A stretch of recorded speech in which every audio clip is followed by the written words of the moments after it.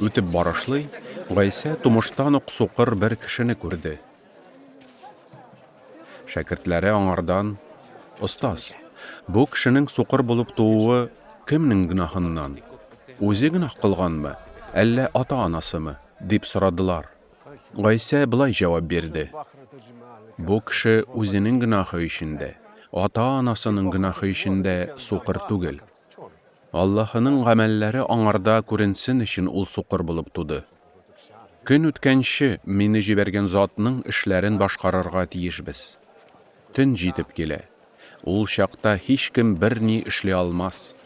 Мин дөньяда вакытта, мин дөньяга яктылык." Шулай дип, ул җиргә төкерде. Төкереге белән лай ясап, шуны сукырның күзләренә сөртте дә: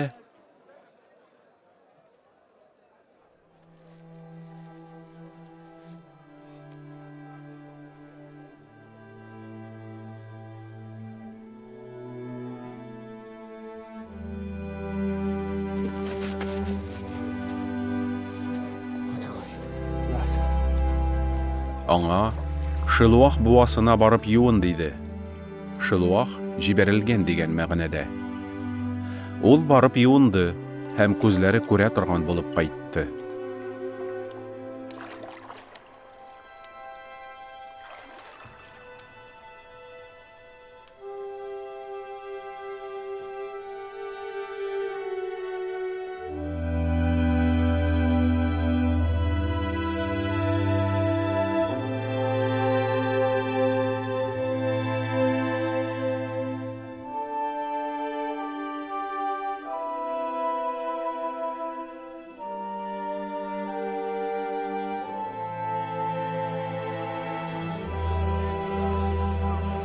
Аның күршеләре һәм элек хәер сорашып утыруын күргән кешеләр: "Бу соң теге хәер сорашып утырган кеше түгелме?" диештеләр.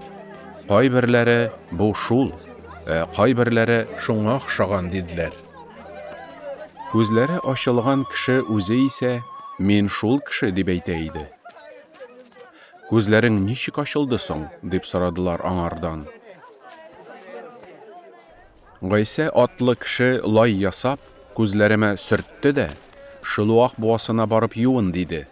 Мин барып юындым, һәм күзләрем ачылды, диде ул. Аңардан: "Ул кеше кайда?" дип сорагач, "Мин белмим" дип җавап бирде. Элек сукыр булган бу кешене фарисилар янына алып бардылар. Гайса лай ясап, сукырның күзләрен ачкан көн шимбә көн иде. Фарисилар да аңардан ничек күрә башлавы хакында сораштылар. Ул аларга: "Ул минем күзләремә лай сылады, аннары мин юындым да күрә башладым" диде. Шунда кайбер фарисилар: "Бу кеше шимбә көн кагыйдәләрен үтәми, шуңа күрә ул Аллаһыдан түгел" дип әйттеләр.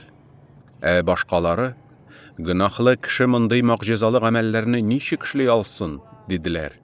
Һәм алар арасында бәхәс чыкты. Әлеге кешегә: "Син аның турында нәрсә әйтерсең? Ул синең күзләреңне ачты бит", диделәр.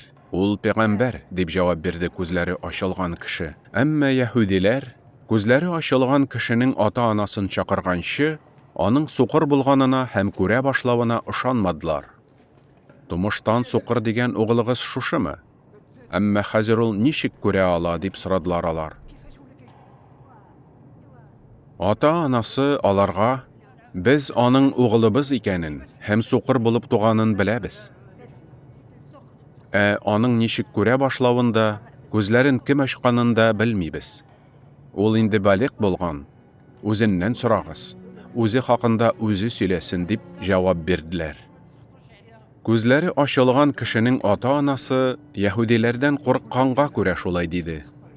Чөнки яһүдиләр Гайсаның Мәсих икәнен иqrar итүче һәр кемне гыйбадәтханәдән куарга дип сүз куешкан иделәр.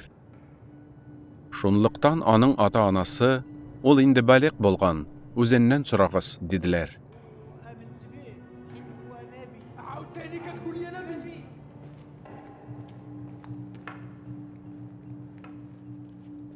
Шулай итеп, яһүдиләр элек суқыры булган кешене икенче тапкыр чакырып, аңа: "Аллаһыны хөрмәт ит.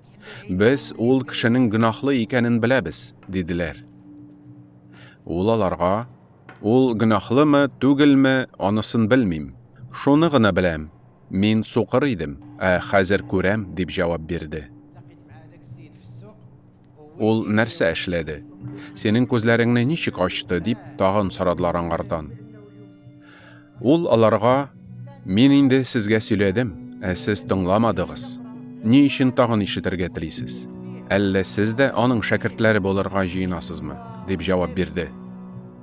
Алар аңа мыскыллап: "Син аның шәкерте, без Муса шәкертләре.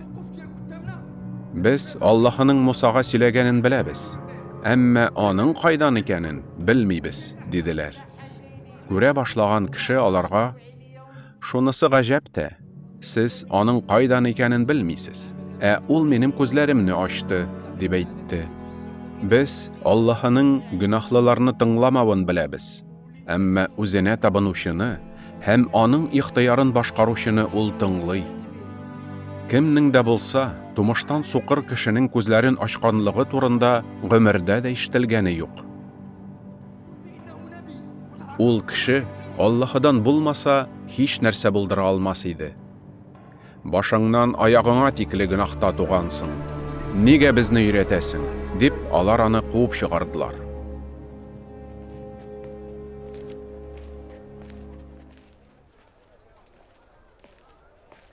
Гайса бу кешене куып чыгарганнарын ишетте дә, аны табып: "Син Адәм угылына ышанасыңмы?" дип сорады. "Әфәндем, мин аңа ышансын өчен аның кем икәнен әйтсәнә", дип җавап бирде ул. "Син аны күрдең, хәзер синең белән ул сөйләшә", дип әйтте Гайса. "Хакимем, мин ышанам", дип сәҗдә кылды ул. Гайса: "Күрми торганнар күрсен, күрә торганнар суқырайсын дип хөкем итү өчен килдем мин бу дөньяга", дип әйтте. Аның янында булган кайбер фарисилар моны ишеткәч: "Әллә без дә суқырмы?" диделәр. "Сез суқыр булсагыз, гөнаһыгыз өчен гаепле булмас идегез. Сез күрәбез дигәнлектән, гөнаһыгыз үзегездә кала", дип әйтте Гайса.